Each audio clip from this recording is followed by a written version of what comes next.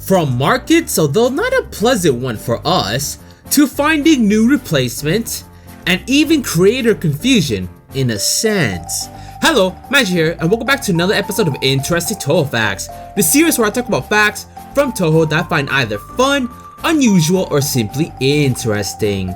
So without further ado, let's begin the Interesting Touhou Facts number 92. Number 5. So a lot of times, characters from different games aren't related to one another, unless you're talking about the whole Moria conspiracy theory. That's a whole different story. But normally the events of each game is its own contained story and characters. Now would you believe me if a character from Hidden was actually referenced as far back as Imperishable? You would probably say, nah bruh, but it's true, sorta. Hopefully I mentioned it a while ago, but Yarormyr and Marissa had known each other before the events of Hidden. Plus they're on friendly terms, so that's always a good start. The thing is, in Strange Creators Volume 4, it was mentioned back in Imperishable, Marissa said something about Alice putting hats on statues before the two had to face Reimu off in the 4th stage. Zune said the foreshadowing finally paid off. Before your jaws drop to the floor, I do need to mention that during this sentence, there was law written in brackets. So it is possible Zune was joking about that and didn't actually reference Yarormyr all these years ago. Simply a coincidence.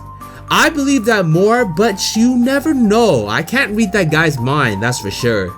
Number 4. Now we're going to be talking about Hidden once more. So during the events, as you may recall, the seasons were going out of whack. It was due to Okina giving the orders to Mai and Satano to find her servants worthy for her. The way the girls gauged a person's power was to put doors on their backs and empower them, showcasing their full potential. But when the girls did that, they empowered the fairies. Fairies are the embodiment of nature, so it explains why certain places had unnatural seasons over it. That was the TLDR version of it. The thing is, Okina was telling half-truths to Mai and Satano. While she did want its servants, it was in order to replace themselves, something they weren't wary of. Let's say if that had happened to me at work, I would not take that very kindly. As of now, we don't know why Okina wanted to replace them. Either they're no longer useful or she simply pities them. Due to serving Okina, they have become less human, so that's a theory. In fact, she has tried to replace them in the past periodically.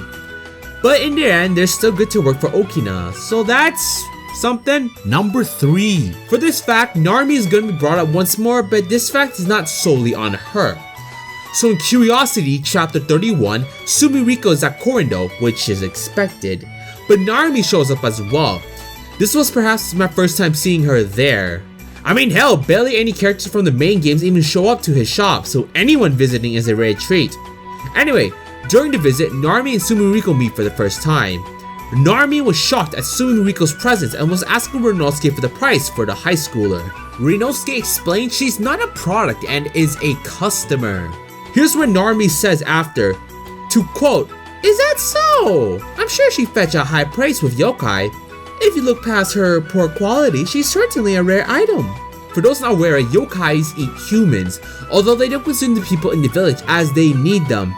If there's no human to fear them, they won't exist. So outside world humans are the next best thing. And given the fact that Yarormyr wanted to buy Sumiriko and her quote at the end, we learned that there's a human market in Gensokyo. I always knew humans would be eaten by yokais, but I never realized there was a market for it.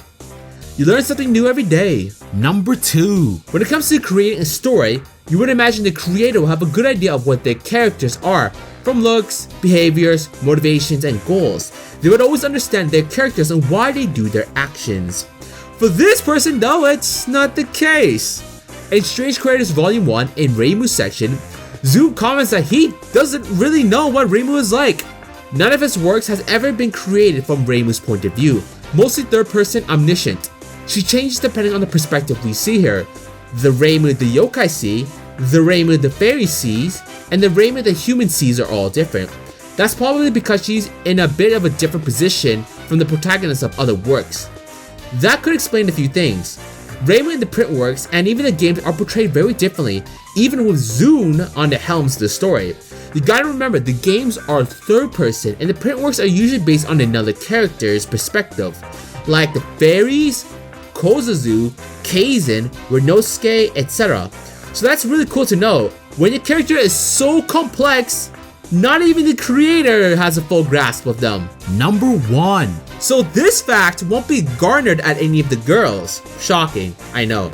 But instead of a concept itself, the fighters. So in Strange Creators of Outer World Volume 1, Unabara, one of the main people of Twilight Frontier, wanted to make a game where no ground and battles were in the air with projectiles. Making their own characters was too hard for them at the time. They soon came across Touhou, and with the Damaku portion of the game and flying, he found it perfect. They asked Zune if they could make a game like their first one, Eternal Fighter Zero, which Zune agreed. Never seen it, I trust it was decent. That was how Immaterial came to be.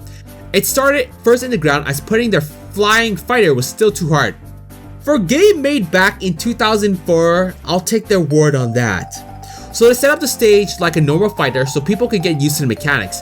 Immaterial, Scarlet, and Hiso Tensoku were the first 3 games in getting people used to it. Hopeless came after with the aerial combat, and the fighters have stayed like that. I know many fans have preferred the old grounded approach to the fighters, which I can respect. But there's a good chance we're never having that again. The flying style of Hopeless was a game style Twilight wanted to create in the very beginning, and it took them over 10 years before they got it good enough to do so.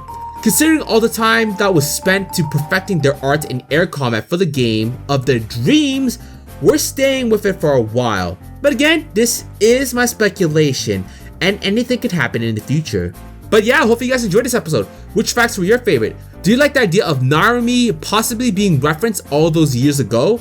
Are you a little worried that there's a human market in Kidsokyo? Or are you fine with the way the fighting spin-offs are? If you guys enjoyed this episode, please give it a like and subscribe, or else I might be serving Okina. I can't imagine how that interview will go. Either way, this is Magi, and thanks again for watching.